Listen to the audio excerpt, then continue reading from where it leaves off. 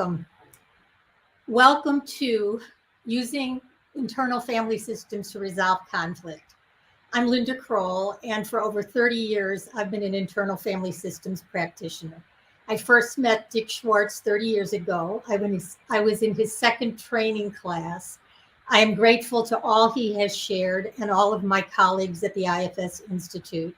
And for whatever reason you're here today, to learn about IFS, to use it in your practice, to see how it can help you in your own relationship, I want to use the next 30 minutes and give you some tips and skills that you can use now, both to improve your own relationships and to take into your practice. So I'll be looking for comments. If you have any comments, please put them in the chat. Or if you want to get back to me later, you can go to lindakroll.com roadmap and get a roadmap of my process, and we can find a time for a brief chat. Because I know I have so much to share with you, I'm not going to be able to get it all in, but I'd love to talk to you personally if this is of interest. So welcome, and let's get started. What is internal family systems? I'm not going to tell you, I'm going to show you. I'm going to show you what I do in my first session with someone to see how I can share that skill with you. Or if you're someone with your own relationship issues, you can use it now. So let's pretend you're coming in to see me for the first time. And because I am a therapist and a mediator and an attorney, I'm not always sure why someone comes to see me. Oftentimes it's for individual counseling, sometimes couples counseling, sometimes divorce mediation. And often in couples counseling, people are not sure what they want to do. In other words, they think they want to work on their marriage, but secretly they have a part of one or both of them that's thinking, do I really want to stay? Am I thinking of leaving? Can I really commit? And what IFS does is allow us to bring in all of our parts so that we can truly communicate. So let's say you're coming into my office and I introduce myself and I ask you how I can help. So let's say you have a client that comes in for the first time and you ask them this and they want to go into their stories. And they could tell you their story for about 45 minutes or however long your session is. And then they could leave and feel marginally better because you listened, you showed them empathy. However, you're not giving them a new perspective. And what internal family systems has done for me is help me give the vernacular, the words to them about what being in their higher self means. So you come into my office, I say, how can I help? And they start to tell me their story. Their husband does this, their wife does that, their child does this, their parent does this. There's someone with whom they might be having conflict. So I'll listen for about 5 minutes, and then I say, I have a few questions that I'd like to ask you. So if you're doing this for yourself right now, you might want to think about someone with whom you're having conflict. And let's just try this and see how it works. And in this way of doing it, I'm going to show you how I introduce internal family systems. So think of the person with whom you're having conflict, and then I would ask a few questions. I would ask, what does this person do that bothers you? And they may be withholding, they may be judgmental, they may be critical. And then I say, and what do you feel when they act that way? I feel sad, I feel mad, I feel hurt. And then what do you do? Well, I withdraw, I yell, and I'm listening for parts of each of them. In other words, I'm listening for how they think, feel, and act so that I understand from a parts situation, which I'll explain to you. And then I'll ask them about their family of origin. Tell me a little bit about your mother, father, siblings. And what I'm listening for there is, are there any family secrets? Was there any addiction? Is there any family history that's going to affect how they each relate to each other? And this works with just one person. You don't have to have a couple in your office. If you're working with one person, it's the same interview. If it's with a couple, I interview them separately and ask them the same questions.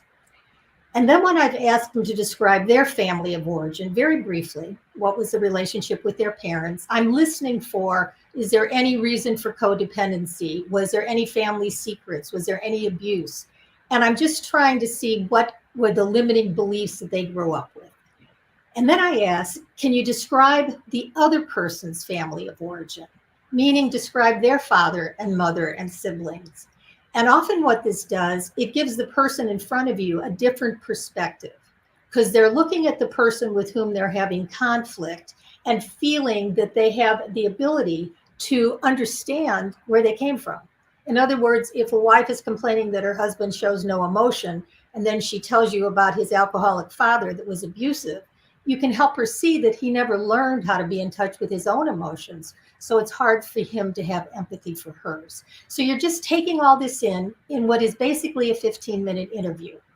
Now, what I'd also like to talk about to you personally before I go on is that I have a certification, and everything I'm talking about is in that certification, but I'll come back to that. So when I'm talking, excuse me, when I'm talking to the client, I've got what do they each do that triggers each other. I've got what is your family of origin? What is your other party's family of origin? And then I ask if they had a magic wand. I ask my magic wand question. If they had a magic wand, what would they like to see different? And if someone tells you they really would like to have a better relationship with their partner, then you know you can help them learn how to compassionately communicate, learn the miracle of empathy, learn how to forgive. We can move in that direction. If one of them says, I really want to learn how to end this with this least damage for all concerned, and one person is really checked out of the relationship, then I will tell you later how to offer information to both people based on both of their agendas. So I ask what they do to trigger them, family of origin, magic wand. So I get the goal of each party. Then I ask, what is your spiritual word? Okay, and I never used to ask this, but IFS has got much more spiritual. Self is spiritual. And what I'm talking about is what is your word for something besides your mind? And they may say universe, they may say higher power, they may say God, they may say nature, they may say true self. But I help them see that whatever the qualities, let's say they say God, I ask, where is God? And they might say God is everywhere. And I say, where else? Until they understand God is within them. And that is my definition, part of my definition of self energy, of being in self, is when you're connected to that universal energy. So that's my 15-minute interview, which I have outlined for you in my certification. But then if I'm working with a couple and I did one interview of one of the other, I put them back together. I talk to them both. Or if I'm just working with one person, I offer them my 2-minute blurb. Okay, here's my 2-minute blurb. And I introduce it that way too, because I have a very handy way of introducing the concepts of internal family systems that make sense to anyone that comes in my office, whether they're coming in again for individual counseling, couples counseling, or divorce mediation. Here's the 2.5-minute blurb. I take a breath and I say, I believe we all have a healthy self, capital S self. And when we're, quote, in self, we're calm, clear, and compassionate. You know those moments? They're usually just moments because we're not always in self. We're in parts. And I'm going to call those parts that we exile and push aside, parts that we manage with and show the world, and parts that we get extreme with. And what that means is when you were young and you felt hurt or sad or scared, you didn't want to feel that way. So you pushed those feelings aside and you exiled them. And instead you learned how to manage. And you learned how to manage by being nice, pleasing, caretaking, hardworking, smart. There's a lot of ways that you managed. But you also put on possibly what I call a pseudo self, where you look like you're in self. You look like you're calm, clear, and compassionate, but you're really feeling some feelings underneath that feel more like hurt, sad, scared. And when you can't manage those feelings, people act out in extreme ways. In IFS, they call it firefighters. I've changed it to extremes. After 9/11, I think the firefighters were all heroes, so I call them extreme parts. So when you get extreme, you do things to numb. Some people eat, drink, take drugs, go shop, exercise too much. Some people get depressed. Some people get enraged. Some people put up walls around their heart. Some people call an attorney and say, get me divorced. And there's all different ways to get extreme. And when you get extreme, you figure that you can feel bad about what you did, and you're still not going back to those exiles. And when I'm talking to an individual or a couple, I'm using their words that they gave me in their initial interview. So I will say, Mary, you came from a family of 4 where you were the youngest, and maybe you felt sad that you didn't have enough attention. And you learned how to please other people to get the attention that you want. And when your husband doesn't give you the attention, you get very hurt, and maybe you go eat too much. Maybe you put a wall up and get withholding. Does that sound right? Yes. And then your husband came from a family where he had an alcoholic father and he was abused. So he has pushed aside a lot of his feelings, and he's managed by being stoic and strong and hardworking. And then when he feels you're getting too complaining or naggy, what he does is he yells at you. So he's yelling and you're withdrawing. Does that sound right? Good. So I let them know I've heard them. And whether I'm working with an individual or couple, again, I'm using their words. And then I say that all of their parts are protective. They're all trying to protect them in some way. And then what I do is I say, I'd like to do a meditation to give you a felt sense of what self is. And that meditation starts when I ask them, now that I'm talking about your withholding and his yelling and the anxiety that you feel and the hurt and the sadness, what's happening to your body? And usually what's happening to their body is they're constricting. Okay, so what IFS does, it helps you somatically pay attention to your body, where those feelings are held, and understand what parts are being triggered. And the more compassion you show yourself, because the qualities of self, calm, clear, compassionate, curious, I've got a little sheet on it right here, the self qualities. So if we look at the qualities of self, you can be calm when there's chaos all around you. And whether you're practicing as a practitioner or whether you're bringing these qualities into your personal relationship, you can be more calm. You can be clear about what role you have in bringing peace. You can be compassionate to yourself and your partner. You can be confident in your ability to be of service if you're a practitioner, and you can be confident in your ability to learn a new way to communicate. You can connect to your higher self, and I'll give you some ways to do that. You can be courageous, another C word of self, courageous in the face of conflict. You don't have to hide. You can be creative in working together to come up with a peaceful resolution. And instead of being judgmental and blaming, you can be curious. So those are some of the C words that I help people get to when I'm working with them personally or when I'm teaching it to other practitioners. So when you are working with a couple or with an individual, I also want to give you the ability to give them the meditation that I offer. If you go to lindacroll.com/CCC, it's a care kit. And in that care kit are some ways to teach compassionate communication, but it's also my 7-minute meditation. And the reason I want to give that to you is so that you can use it yourself. Because if you're watching me and you were triggered in terms of, oh yes, when I think of my partner or my child or my parent, and this is what it makes me feel. I feel tight in my chest or in my gut or in my shoulders. Take a deep breath, and usually, in fact, do this with me now. Take 3 belly breaths. And this is how I introduce the meditation. Inhale, abdomen out. Exhale, belly button back to your spine. Good. Inhale, abdomen out. Exhale, belly button back to your spine. One more time. Inhale, abdomen out. Exhale, belly button back to your spine. Good. And I tell them, and I'm telling you, the reason I ask you to do that is because when you're tense and you chest breathe, the air only gets to here. But when you do some belly breaths, you bring air all the way down into your abdomen, you bring a little more space, and you make room for a little more of self. Is there an overlap of IFS and polyvagal theory? I'm sure there are overlaps. IFS principles have been around for 30 years, and I know that they've integrated with a lot of different therapies, and we can talk more about that, Megan. But this is a universal technology that, when blended with helping people understand their rights and responsibilities in the face of thinking of leaving, it becomes a whole new paradigm. And the paradigm is part of my Compassionate Mediation coaching certification. And I'll just tell you for a moment what that's about. It's starting soon, and it will be the 5th cohort. I've taught people around the world. I've also taught Compassionate Mediation at every IFS city that there's been a conference in. Not every IFS conference, but many cities.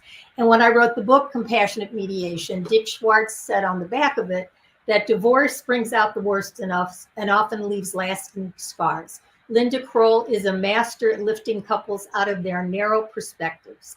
They then learn the larger lessons from their relationships and proceed based on the best interest of all involved. This is relationship healing at its best.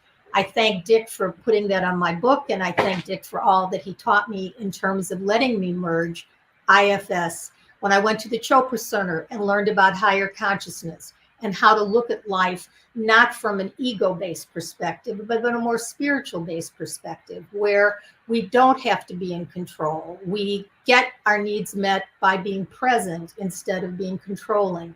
And I'm going to talk about a spiritual graft in a minute in terms of how to make that even better. So if you're interested in learning more about the certification, I don't want to talk about it here. I want to give you more tools. But please go to lindakroll.com, roadmap, find a time to talk to me, and we can see if this is going to be a fit for you, because it is an opportunity to work with me personally in a very small group where I take you from where you are as a coach, as a therapist, and help you get the templates, the outlines, the scripts on the videos that I have created over 35 years for you to use now. So that's it for the commercial. I'll come back to the information. All right, so taking a breath. We now have the couple or the individual, and I go into the meditation. And if you go to Linda Kroll CCC, you'll get the meditation, but basically what I do. In fact, I'll do a little of it here. Okay, so close your eyes for just a minute. Take a deep breath. And as your feet touch the floor, imagine that they're growing roots to the center of the earth. And as those roots go deeper and wider, you're going to feel very firmly rooted and planted and grounded, like a tree or a mountain, so that whatever swirls around you isn't going to take you off your foundation. And you're going to invite that nurturing energy up from the earth to go up your feet, your legs, your knees, your thighs, your hips, your groin, your stomach, your chest, and into and around your heart with all the feelings that are there. And then allow that nurturing energy to go up through your throat, behind your jaw, behind your eyes, your forehead, to the crown of your head, and then out the crown of your head all the way to the sky. And then invite down from the sky, nature, universe, higher power, God. Invite down some energy that's very calm and very compassionate. And breathe even bigger than yourself. So you surround yourself with this calm, compassionate energy of self. And then focus that compassion inward and start at the top of your head and scan your body to the soles of your feet and just notice.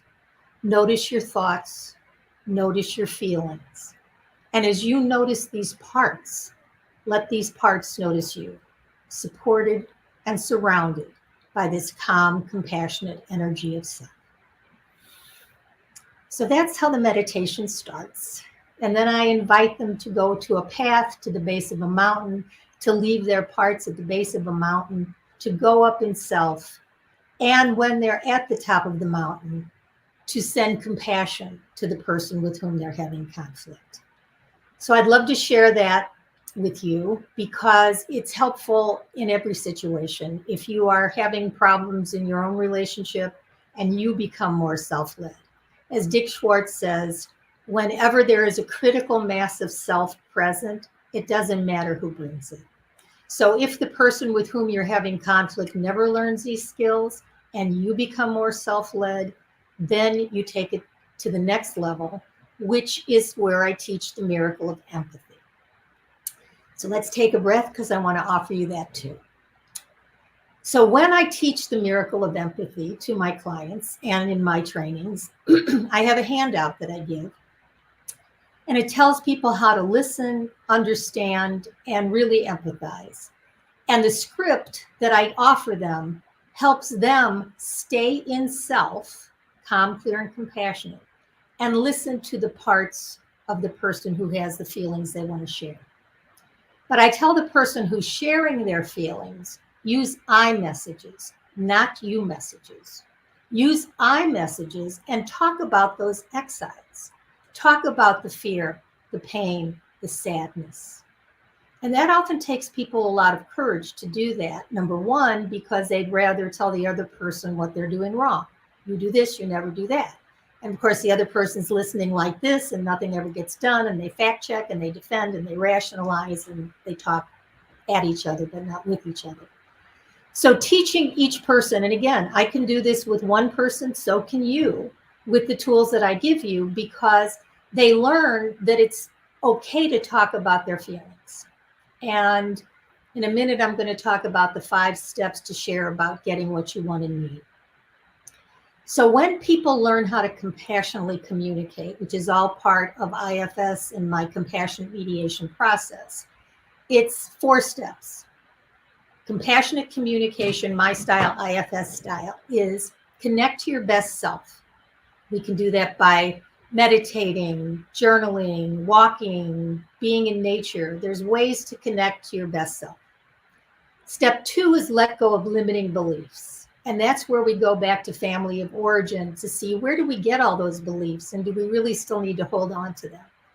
Step 3, unburden pain from the past. And in my compassionate mediation certification, I give you the tools to help people unburden. And by the way, as I said, the certification is approved by the NBCC and the ICF, so therapists and coaches get continuing education credits. So compassionate communication, connect to your best self. Let go of limiting beliefs, unburden pain from the past, and relate from your heart. And I think that's what internal family systems has helped me do both in my personal life and in my professional life, is to drop down from my head with my shoulds and my expectations and my performance anxiety and my comparisons and my judgments and all the stuff that our brains do. And really, as a practitioner, drop into my heart. And know that I'm here to be of service, and know that by listening from my higher self, compassionately, curiously, calmly, that by my very presence, I'm helping people resolve conflict. And then, of course, if you're in conflict with someone and you bring that energy of self into your relationship, where you are more calm, compassionate, clear, confident, courageous, all those C words. And I often use grateful as another element of self. The more we're into gratitude, the more self-led we are. So I hope this is making sense. I have a couple more things I want to share with you. I know I said I'd take 30 minutes, and I want to make sure I'm valuing your time, and whether you're here with me in person or viewing this live. Again, I'd like to make sure you get these to have so you have them. The care kit, lindakroll.com CCC, is a compassionate communication care kit that has the whole guided meditation link in it, so you get to hear it. The roadmap will get you a link to find 15 minutes where we can chat and get to know each other, and I can see how I can support you. If you'd like a copy of the first chapter of my book, you can go to lindakrollbook.com and get a first chapter. And for any of you, I'm just going to throw this in, who is wondering if your relationship needs some help, there's a free relationship assessment at lindakroll.com/RA. So those are some of my freebies. So let's talk for just a minute about how to help yourself and your clients learn the 5 steps to get what they want and need. And the 5 steps, if you're taking notes, are know, deserve, ask, receive, be grateful. Know, deserve, ask, receive, be grateful.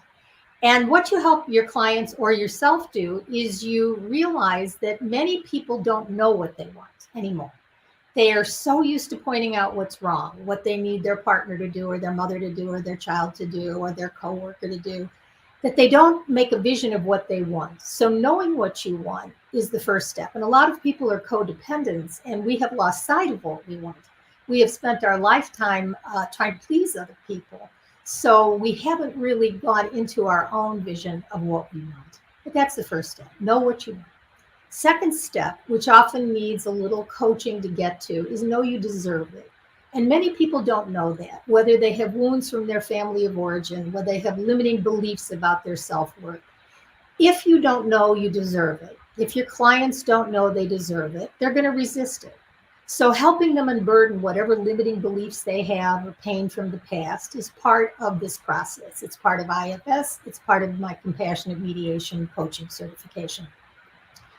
So as they're unburdening, you can help them move through this. So number one, know what you want. Number two, know you deserve it. Three is ask for it. But if you finally know what you want, and if you truly believe you deserve it, you may not get it, but you deserve it, then you learn how to ask for it. And the ask is a request. It's not a demand. It's not an ultimatum. It's not a threat. It's a request. And when you request it from your higher self, the other party has an option to meet your needs or not. If they don't, you may have some other decisions to make, but at least give them a chance by asking. 4, receive. A lot of codependents can't receive. We're used to giving. But learning how to receive is a muscle you'll exercise. And the 5th is be grateful. Be sure to give gratitude, because the 4 needs of the heart, attention, affection, appreciation, and acceptance. Affection, attention, appreciation, and acceptance are usually missing when there's conflict. So first of all, giving it to yourself. When we did that meditation and you brought self-energy to all of your parts, give yourself attention, acceptance, appreciation, and attention, and help your clients do the same. So the last part I want to offer you is my spiritual graft. And I came up with this idea a couple months ago.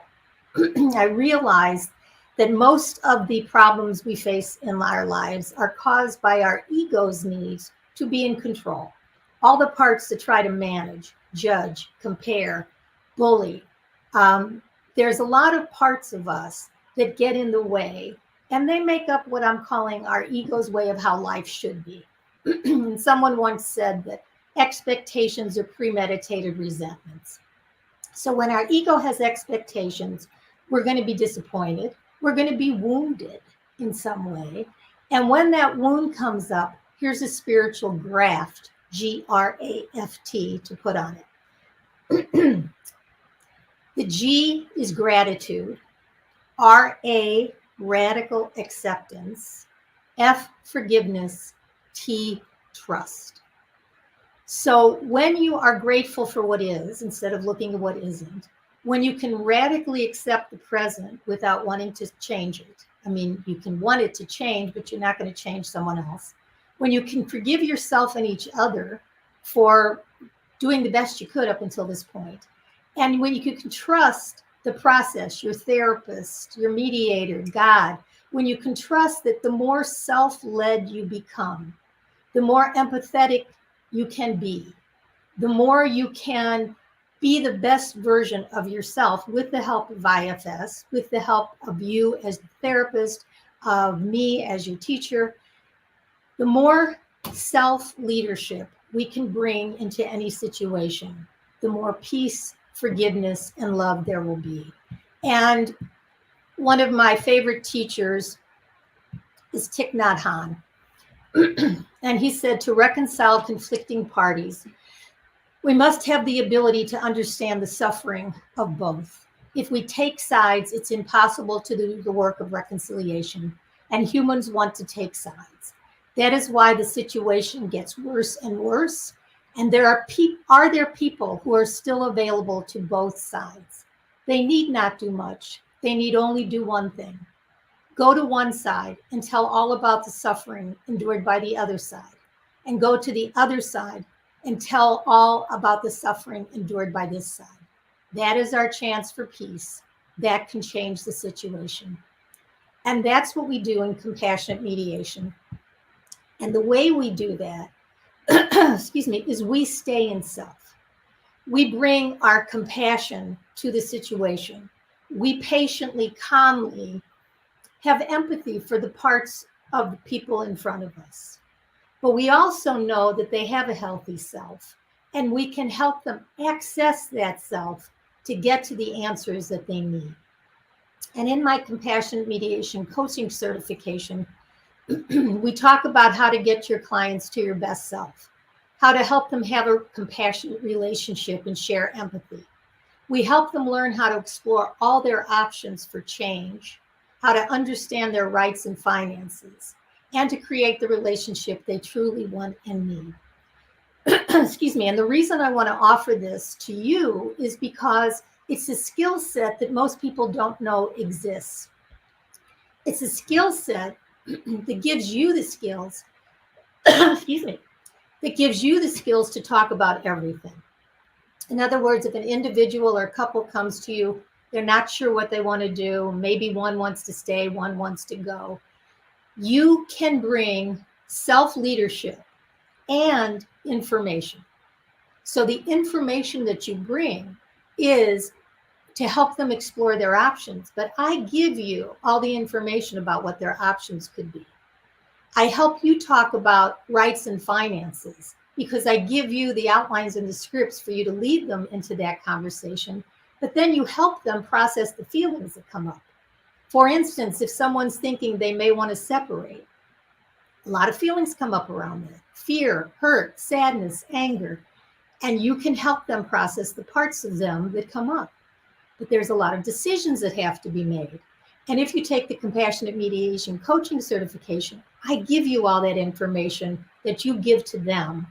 And you give it in a way where you give a little content, but then you can spend weeks or more processing the feelings.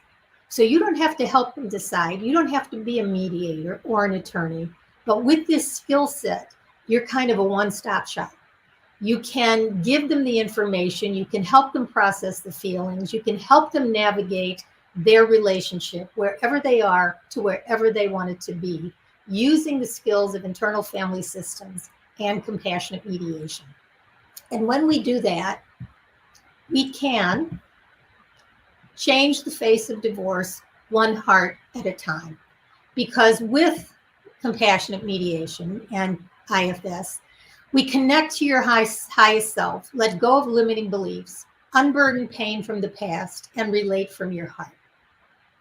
And my professional certification in compassionate mediation is starting soon. I would love to show you all that I have created. I would love to answer your questions. In the future, what we're going to do is we're going to have some Zoom calls, because as much as I love being live and seeing if anybody puts a comment in, I'd really like to be in a room with you so that I can answer your questions. I would really love to have the 15-minute chat with you. No pressure at all, just to see how I can help you bring more internal family systems into your practice, into your life. So if there's any questions, please put them in the chat. Please contact me.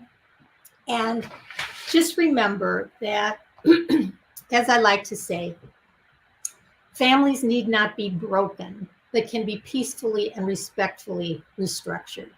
And for 35 years as an internal family systems therapist, IFS has informed my personal life, my professional life. I'm introducing it to my 16-year-old grandchildren with my chart of self and parts. And I've also done this with children as young as 12 years old. Let's say their parents are fighting. And what I've done is have the children come see me for a session, either on Zoom or in person when I used to be in person. And the idea was, tell me how I can help your parents be better parents for you. And in that conversation with them, I give them the 2-minute blurb so they can talk about the fact that, yes, they really are sad or scared, or maybe they're pushing aside their anger because they don't feel it's safe to be angry. But they can speak for their parts to their parents. So IFS should be taught in schools, workplaces, all around the world, and it is. And if you're someone who is using it and would like to learn the skill set, please contact me. If you're a new coach starting out and you're getting trained as a coach, but you don't know exactly what to say in the first session, exactly what to do, I have handouts, scripts, manuals. We're going to be live for 3 months, meeting live together as well as the videos. And it's going to be a very small, intimate group. The reason I'd like you to talk with me is because, oh, you're so welcome, Megan. Thank you for being here. And the reason I want to talk to you is because I am selective as to who comes into the training. They have to have really a heart-centered perspective. They have to, whether they know IFS or not, they have to be open to emotional and spiritual growth, because they'll be doing their own in the certification, and you're going to help your clients. So I am so passionate about helping people compassionately communicate from their highest and best self. Again, my deep thanks to Richard Schwartz for teaching me everything I know, and all of my colleagues over 30 years of connection. I'm here to help you. The Compassionate Mediation coaching certification starts soon, and I'd love to have you join me. So please go to the roadmap and find a time for a 15-minute chat, and I look forward to staying connected. And one final thought, if you want to direct message me a question, please do. And if you want to put into the chat now Zoom, I will know that the next time I have a Zoom meeting where you can actually show up live with me, I'll invite you there. So let's stay connected. Thank you so much for hanging out with me live. Thank you so much for listening to the replay. And just think, there are no accidents. You're here for a reason. And if you're leaning in at all, please just follow up by contacting me. No pressure. But I do believe there are no accidents, and there's more that we can share together. So thanks again. I look forward to staying connected, and thanks for being here. Bye for now.